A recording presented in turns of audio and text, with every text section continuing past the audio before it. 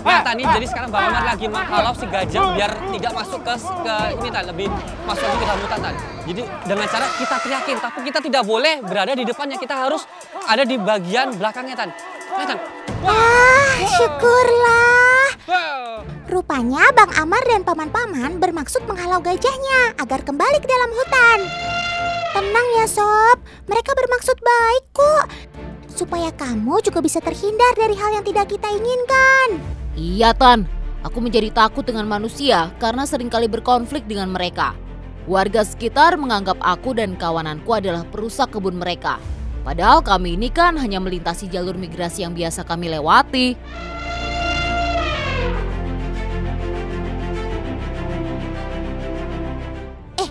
Tapi kalau Otan lihat dari gerak-geriknya sih, gajah ini kemungkinan panik karena terpisah dari kawanannya. Makanya dia mencoba untuk membuka jalan baru dengan cara menjatuhkan beberapa pohon yang ada di depannya.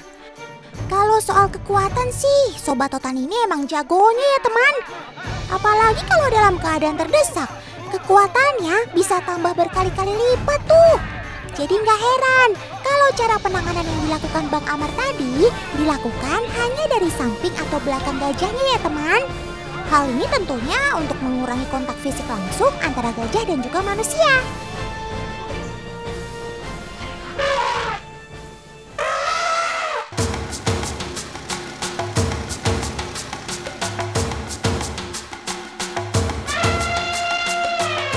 Wih, Bang Amar keren banget sih. Udah kayak lagi bawa pasukan gajah yang menuju medan perang. Emangnya pada mau kemana sih Bang Amar? Nathan, jadi Bang Amar sekarang mau patroli bersama bapak-bapak maut sini, Tan. Jadi patroli ini bukan berarti mau mengusir gajah yang ada di sekitar hutanan. Tapi ini Bang Amar mau patroli untuk membawa si gajah olahraga. Karena gajah ini kan badannya besar dan tenaganya kuat. Jadi kalau gajahnya diem aja, justru gajahnya itu merasa tidak nyamanan. Ayo Mbak, kita jalan. Walah, ternyata lagi mau ngajak jalan-jalan kawanan gajah ini toh. Kalau begitu, Otan juga ikut ya Bang Amar. Otan kan juga butuh olahraga supaya badan Otan sehat dan kuat sama kayak gajah. Perkenalkan teman, Sobat Otan ini adalah gajah Sumatera yang ada di pusat latihan Gajah Minas Riau. Mereka ini merupakan gajah hasil evakuasi dari alam liar loh. Rata-rata sih kasusnya karena mereka terjerat dan terpisah dari kawanannya ya teman. Sehingga mereka harus dievakuasi dan kemudian dibawa ke pusat latihan Gajah Minas ini untuk mendapatkan perawatan dan juga pelatihan. Nah, mungkin teman di rumah pada penasaran, kenapa sih gajah liar ini harus dilatih? Kenapa nggak langsung dilepas aja di alam liarnya? Coba jelaskan, Sob. Jadi begini Tan, meski aku adalah hewan yang sangat kuat di bumi, tapi aku jadi sangat rentan kalau terpisah dari kawananku. Hal ini dikarenakan aku terbiasa hidup berkelompok dan saling menjaga satu sama lain. Makanya saat sendirian di hutan, aku jadi terancam dan sulit untuk bertahan hidup. Apalagi saat ini populasi gajah Sumatera kan sangat mengkhawatirkan. Kalau nggak kita jaga, nanti yang ada tinggal jadi cerita.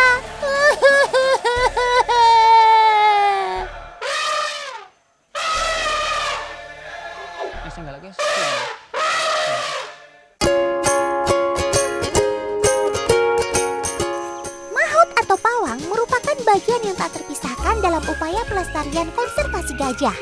Saat ini di Indonesia terdapat sekitar 500 ekor gajah jinak yang hidupnya bergantung pada manusia. Tapi, Otan penasaran deh, sedekat apa sih hubungan gajah dengan para mahkotnya? Nathan, jadi sekarang Bang Amar mau coba lihat si gajah ketika mahotnya terjatuh atau merasa kesakitan. Kira-kira gajah yang di sana itu mau mendekat nggak ya ketika dipanggil sama mahotnya? Kita lihat, Tan. Kalau begitu, yuk kita lihat seperti apa ya reaksinya. Kali ini jarak maut dengan gajah cukup jauh ya teman. Apalagi mereka dipisahkan dengan sebuah aliran sungai. Kira-kira gajah mau mendekat nggak ya kalau mendengar mahotnya kesakitan? Tolong, tolong, tolong. Wah, itu dia.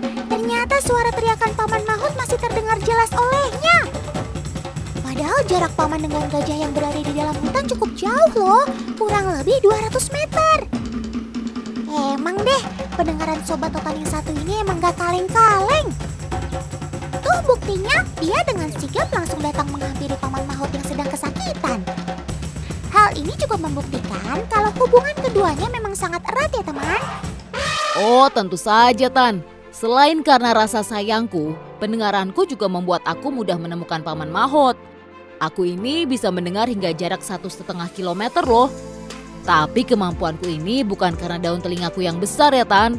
Karena daun telinga ini hanya berfungsi sebagai kipas saja. Betul sekali Sob. Dengan mengipas-ngipaskan telinganya ini, gajah jadi mampu menstabilkan suhunya saat lagi kepanasan.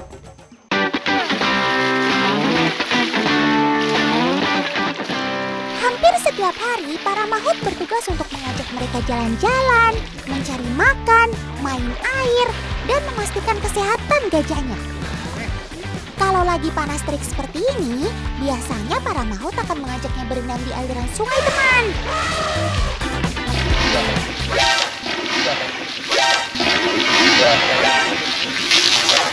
Waduh! Apa yang kamu lakukan, Sob? Kasian kan Bang Amar jadi basah seperti itu. Duh, maafin Sobat Otan ya Bang Amar. Maklum saja, mereka emang gak bisa banget ngelihat air. Kalau ada air, bawaannya pengen main terus. Oh ya teman, dalam sehari gajah dapat menghabiskan ratusan liter hanya untuk minum loh. Banyak banget kan? Waduh Sob, Otan kok ikut disiram sih? Kan Otan gak ikutan main. Daya sedot belalai gajah memang luar biasa teman. Bukan begitu Sob? Hahaha. Kalau urusan semprot dan menyedot, serahkan semuanya sama belalaiku, Tan. Gimana enggak? Sekali hisap aja belalaiku ini bisa menampung hingga 9 liter air. Atau setengah galon air yang ada di rumah kalian. Max, keren maksimal. Hei, ada apa ini? Kenapa Bang Amar lari kencang seperti itu?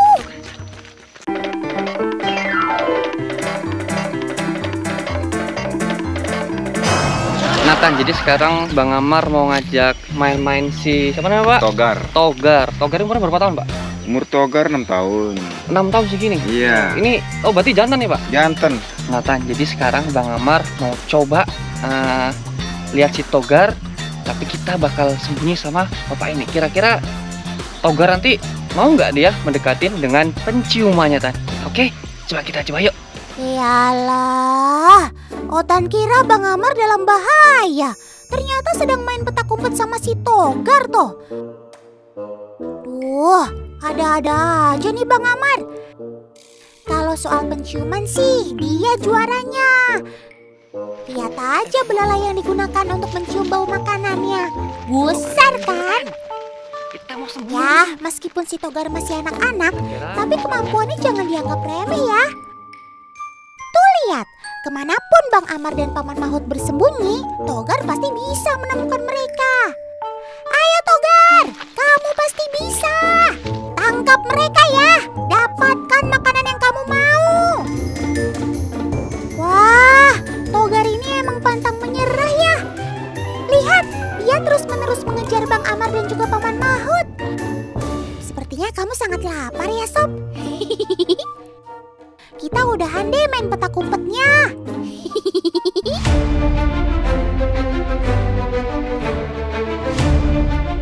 Teman, kalau tadi Otan dan Kamar main-main sama gajah, sekarang ikut kita evakuasi yuk. Kebetulan Kamar tadi dapat panggilan nih. Oke Tan, jadi ini Bang Amar lagi dapat panggilan rescue. Jadi ada buaya besar yang nyasar dekat sini Tan.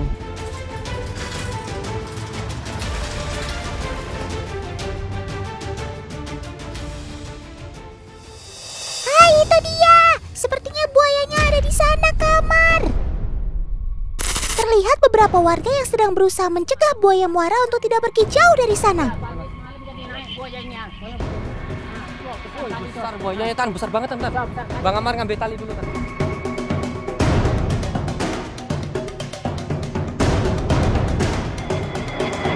mengevakuasi buaya muara seperti ini, tentunya Kamar tidak bisa sendirian ya teman.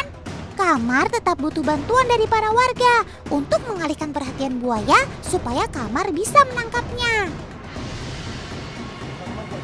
Alat yang digunakan untuk mengevakuasi buaya ini juga terlihat sederhana. Ini ya, buaya Sungai Tangon ini naik. Karena semalam itu kan banjir itu.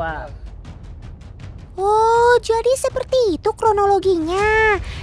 Hujan deras yang terjadi malam sebelumnya membuat air sungai naik hingga mendekati permukiman warga.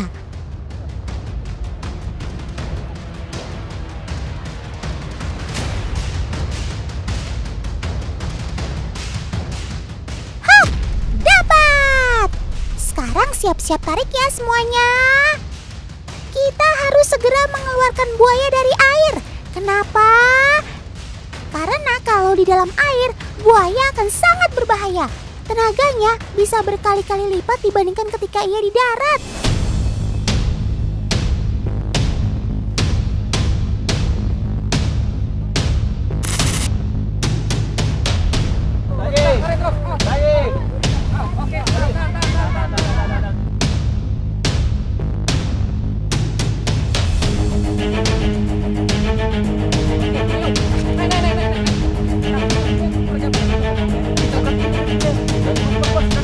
Gini Tan, jadi kalau misalnya nangkap buaya di posisi bak ngamar lagi di atas seperti ini, itu kaki buaya depan belakang harus dijajarkan sejajar dengan badannya Tan ya, seperti ini. Kalau enggak, buaya itu bisa mutar dalam posisi orang ada di atasnya. Teman, jangan khawatir ya, Sobat Totan ini tetap kuat walau ditangkap dengan cara diduduki seperti ini. Kulit buaya sebagian besar terdiri dari otot tebal yang keras. Ketebalan kulitnya sekitar 1,3 sampai 2,5 cm.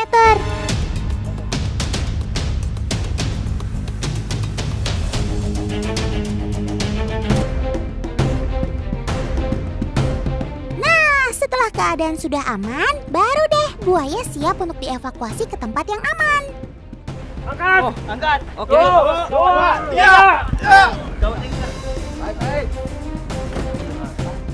Nah, ini ada luka sedikit Tan, ini kemungkinan berantem sama buaya yang lain Tan. Dan juga walaupun kulit buaya ini mungkin ngelihat seperti tulang, tapi ini kulit Tan ya. Kulitnya ini keras Tan, jadi dia bukan tulang, jadi bisa sobek, bisa terluka juga. Wah, kasihan kamu Sob, ternyata kamu memiliki banyak luka di tubuhmu. Ini tandanya di alam liar persainganmu untuk hidup juga sangat berat. Titip selamatkan Sobat Totan ini ya Kamar. Tempatkan dia di tempat semestinya ya.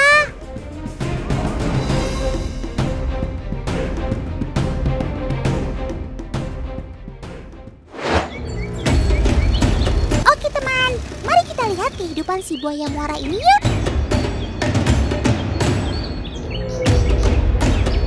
Buaya muara memiliki berat badan sekitar 1 hingga 1,2 ton dengan panjang tubuh 3-7 meter. Buaya muara biasanya ditemukan di wilayah perairan payau seperti muara sungai, hutan bakau, dan wilayah pesisir. Tahu nggak teman, saat cuaca panas, buaya muara berendam di air untuk mendinginkan tubuhnya. Selain itu, mereka juga suka menepi ke darat untuk bersantai sambil membuka mulutnya. Ini bukan karena si buaya lagi lapar ya, tapi mereka sedang menjaga kestabilan suhu tubuhnya. Oh iya, walaupun si buaya termasuk reptil purba, tapi mereka memiliki sistem sensor yang sangat canggih loh. Sensor elektrik Sobat Totan ini terletak di bagian hidung berupa titik-titik hitam. Jadi memungkinkan mereka untuk merasakan getaran sekecil apapun di air, terutama saat mendeteksi adanya mangsa. Keren kan?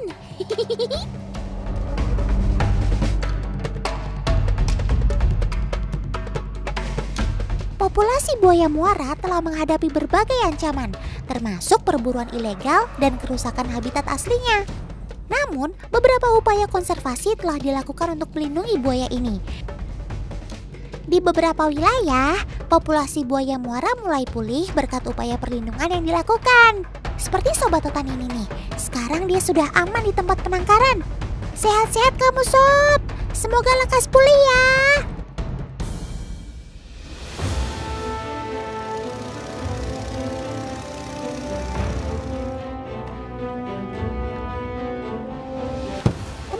Sekarang mari kita tengok Sobat Otan si buaya yang sudah dibawa ke penangkaran.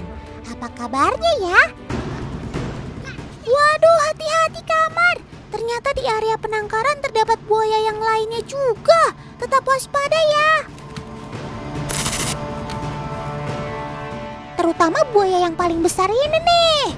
Meskipun besar, tapi dia mampu bergerak cepat ketika merasa terancam loh. Tuh, lihat aja sendiri. Kamar sampai harus mengalihkan perhatiannya supaya bisa mendekat ke buaya yang mau dicek kesehatannya.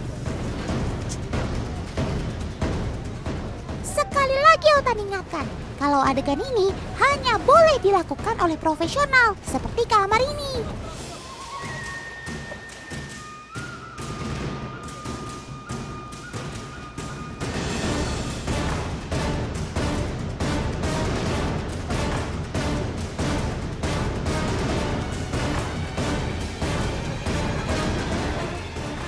Oke Tan, jadi sekarang kita mau coba cek kondisi kesehatan buaya ini yang kemarin setelah kita evakuasi yang masuk ke dekat pemukiman warga. Jadi cara ngecek buaya itu yang pertama kita cek dulu kaki-kakinya Tan ya. Nih, lihat kaki depannya. Kaki depannya. Jari-jarinya utuh Tan ya. Jari-jari utuh. Tangan juga gemuk. Jadi menentukan buaya itu sehat apa tidak itu dilihat dari pangkal ekornya Tan. Jadi dari pangkal ekornya ini dia gemuk. Jadi itu menandakan kalau buaya ini sehat banget Tan, gitu. Syukurlah kalau begitu. Otan jadi lega dengernya. Ternyata kamu dirawat dengan baik ya Sob di sini. Luka yang kemarin ada di bagian ekor pun terlihat sudah membaik. Sangat aktif dan terlihat gemuk kamu Sob. Semoga bisa segera dirilis ke habitat aslimu ya Sob.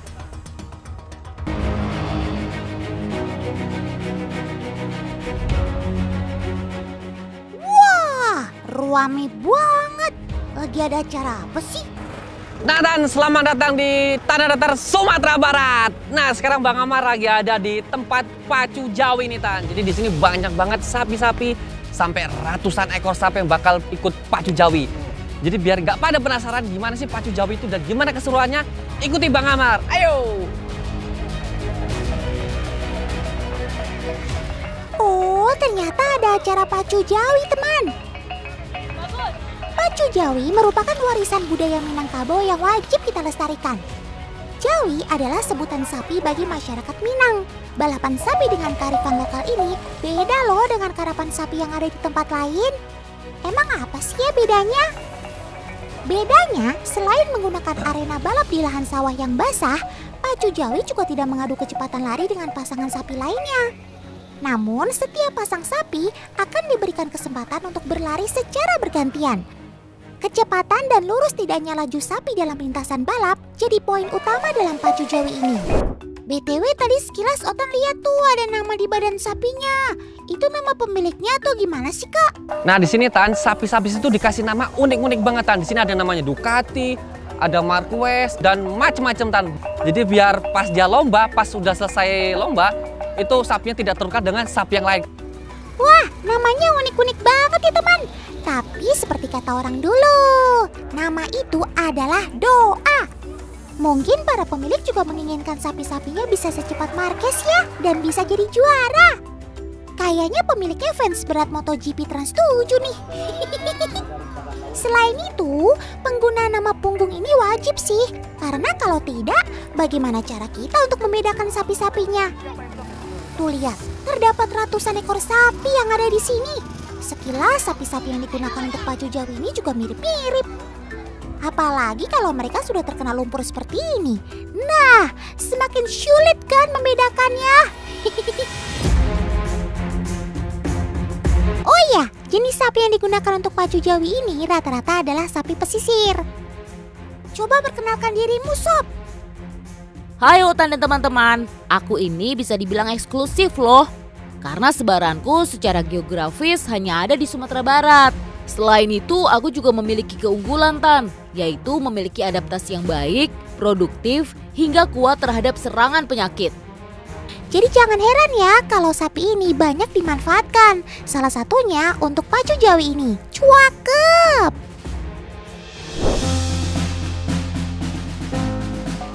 Bagi masyarakat Minang, pacu jawi ini punya banyak makna.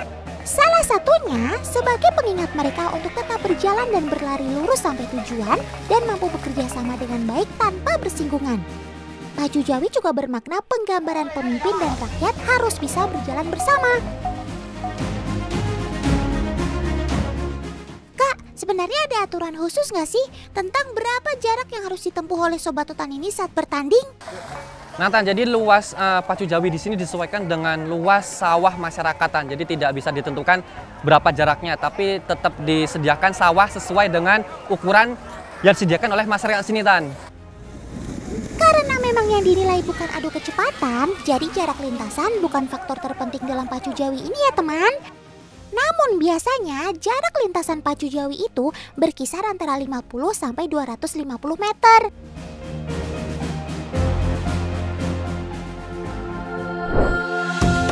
Oh iya teman, sapi memiliki kecepatan rata-rata 40 km per jam. Meskipun tidak secepat kuda, tapi kalau buat seukuran mereka sih tetap kencang ya. Apalagi mereka berlari di atas sawah penuh lumpur seperti ini. Tidak hanya di arena berlumpur, Sobat Hutan juga bisa loh berlari kencang di arena biasa, seperti yang ada di Madura dan Palu, Sulawesi Tengah. Jadi kalau masalah kecepatan dan kekuatan, Sobat Hutan ini tidak bisa diremehkan ya. BTW, kalian tahu nggak sih kenapa Sobat Hutan ini bisa berlari kencang? Jadi gini Tan, di alam liar, berlari merupakan instingku untuk menghindar predator.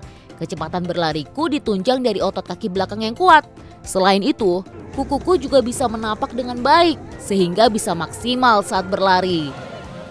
Gimana, keren kan aku Tan? Luar biasa! Oh ya teman, sapi merupakan hewan yang pintar loh. Dia salah satu hewan yang suka sekali belajar. Ih, kayak Hutan dong rajin belajar. Eits, bukan belajar seperti di sekolahan ya. Tapi dia suka sekali mempelajari hal-hal baru. Makanya nggak heran kalau banyak sapi digunakan untuk melakukan berbagai kegiatan. Salah satunya ya pacu jawi ini. Kalau dilihat dari kebiasaannya, sebenarnya kan sapi merupakan hewan yang jarang sekali lari ya teman. Mereka biasa bergerak lambat untuk sekedar bepergian atau mencari makan. Namun karena dia merupakan hewan pembelajar, akhirnya dia mampu kok jadi atlet lari seperti ini. Bisa dibilang mereka bisa karena terbiasa ya teman. Keren kamu Sob.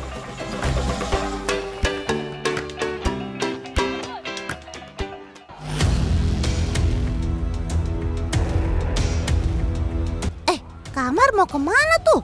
Kok perasaan Hutan tiba-tiba nggak enak sih? Itu kan tempat start pacu jawinya. Awas Kamar, berbahaya kalau dekat-dekat. Nathan, ini kayaknya pacu jawi ini seru banget Tan. Jadi Bang Amar ini penasaran, pengen nyoba. Apakah Bang Amar bisa bertahan berdiri di atas kayu atau yang di belakang pacu jawinya? Ikuti Bang Amar ya, oke? Ayo. Iyalah, Kamar yakin nih. Untuk jadi joki pacu jawi ini kan gak boleh sembarangan, harus terlatih. Karena kalau salah dalam mengambil keputusan, bisa berakibat fatal. Nah. Untuk mengatur sapi-sapi ini diam di garis start saja sulit. Dibutuhkan banyak orang sampai mereka bisa tenang dan siap untuk berlari. Wah, itu dia Kamar teman. Dia sudah mulai masuk ke dalam arena pacu jawi.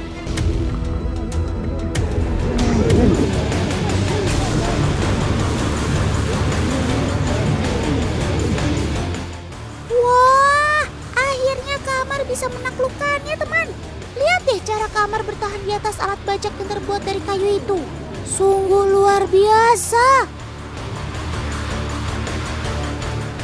Ya, meskipun pada akhirnya Kamar harus terjatuh ke dalam lumpur, tapi buat pemula sih oke lah. Wah, sayang banget ya. Padahal tinggal dikit lagi Kamar bisa sampai ke garis finish. Tapi nggak apa-apa, Kamar sudah mau mencoba aja sudah bagus kok.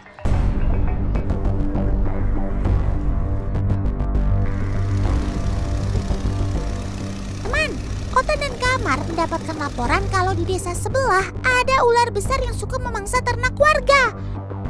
Yuk kita langsung meluncur ke lokasi, semua demi keamanan bersama.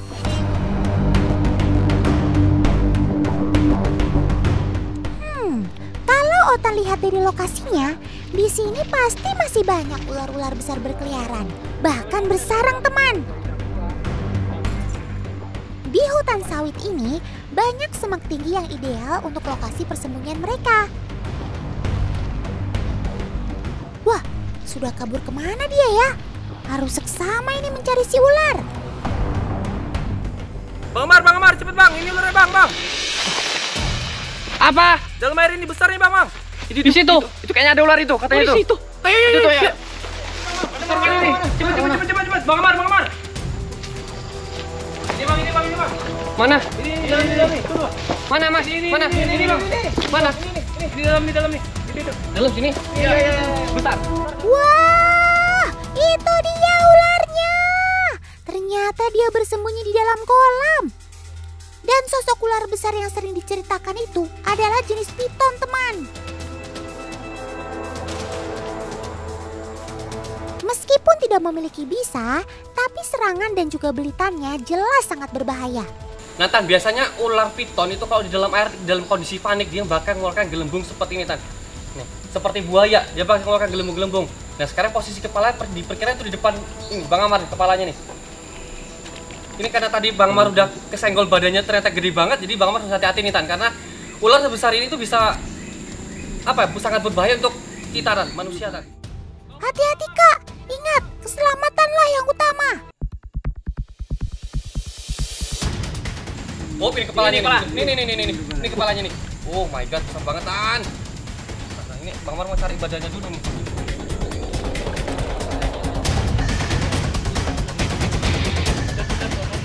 Dapat ekor ini badannya, tunggu ini badannya. Ini badannya.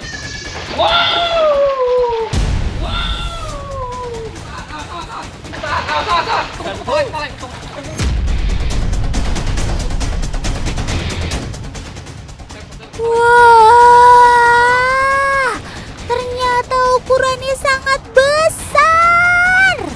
Pantes saja tenaganya sangat kuat.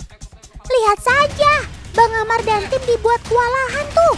Meskipun bagian ekor sudah terpegang, jelas ini bukan hal yang mudah untuk mengeluarkannya dari dalam air. Untuk menangkap ular piton ini dibutuhkan keahlian khusus ya teman. Jadi buat teman-teman di rumah, jangan sekali-sekali mencobanya.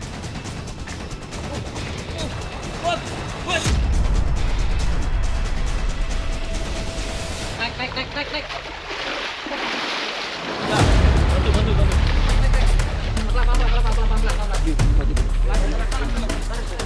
Akhirnya Bang Amar berhasil membawanya ke pinggir teman. Semoga saja ular piton ini bisa segera dikeluarkan dari dalam kolam.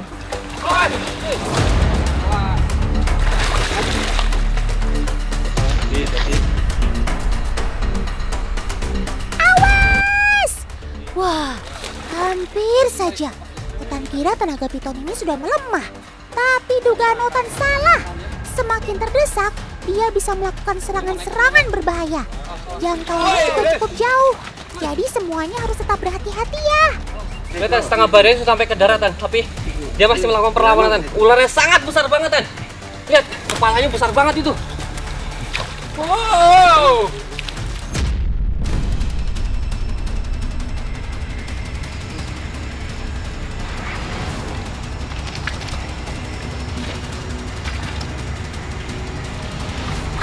Wow.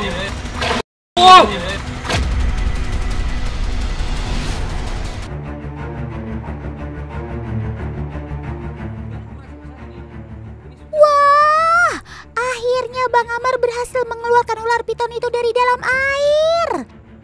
Saking besar ularnya, semua orang harus bekerja sama untuk menariknya keluar dari dalam air. Kainnya Pak, kainnya Pak. Nah Tan, jadi ini Bang Amar pakai kain yang sudah dibasahin untuk menutup matanya Tan. Jadi dia mempermudah menangkap dia Tan. Kita coba ya. Wih!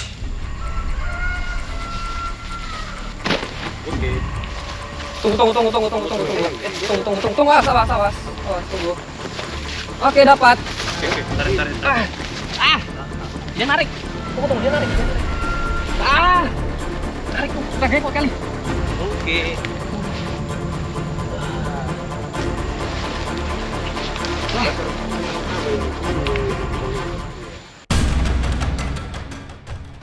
Demi kebaikan bersama, kamu harus kita pindahkan ke tempat yang lebih aman dan jauh dari pemukiman. Otan pastikan tempat barumu masih alami dan banyak persediaan makanannya kok. Kamu yang tenang ya.